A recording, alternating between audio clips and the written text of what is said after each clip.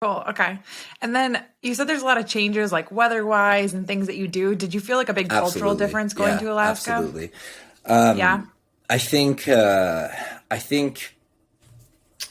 people in Alaska just, what people do is just totally different. It's really kind of in its own bubble. And that's what the same thing that makes like being here difficult is also what makes it amazing. Like it's very separated from a lot of things down in, we call it the lower 48. But it's very separated from. Yeah. I do. You say that now too. All the lingo, like completely. I've totally adapted it. Yeah, it's part of my Perfect. regular vocabulary. But Yeah. yeah, I mean, so that was the thing. Like, I El Paso or Houston, just Texas in general.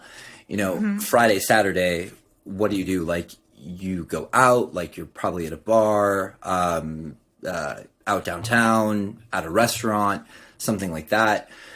And here, it's just like, I mean, last weekend I was at like the top of a mountain, like overlooking a lake. It's just on the weekends, people Yeah. here, they just do something completely different, and don't get me wrong, like Anchorage still has a nightlife scene, but it's nothing like being from a big city or anything like that. So culturally, I think Yeah. even like what people do and even how people kind of are, it's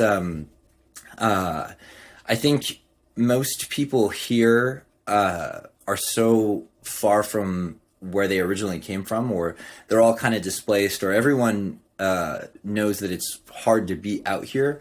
So I feel like everybody, like you find your people, you find your tribe and you stick with them, and everyone's really warm and welcoming, and everyone's really there for you. And I think that's kind of outside of you'll see it more here than you will in the 48. Like people just understand that being out here is Yeah. difficult. So I think culturally, Yeah. like everybody's a lot more inclined to just kind of take you in, or like if they know that you're new, they'll probably extend a hand out more than they would in the lower 48, because there's not as many people here and people realize that it's more difficult being here. Definitely. Okay.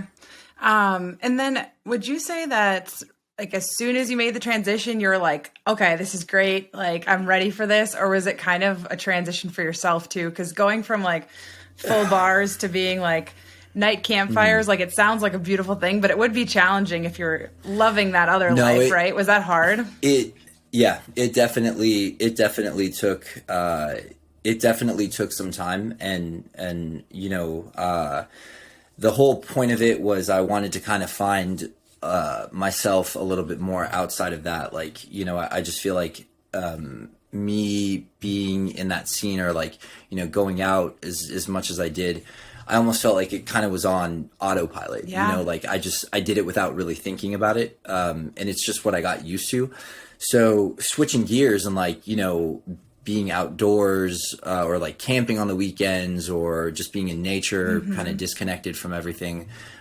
It was definitely an adjustment, and one that I felt like I kind of needed to make in order to just be able to exist like outside of Yeah. what I already had known. But yeah, definitely. I mean, definitely difficult. I think when I first got here too, like, I mean, I got super lucky. Yeah. I met some great people like really, really early on from the get-go, and like, it was just a really, really, really lucky thing that happened.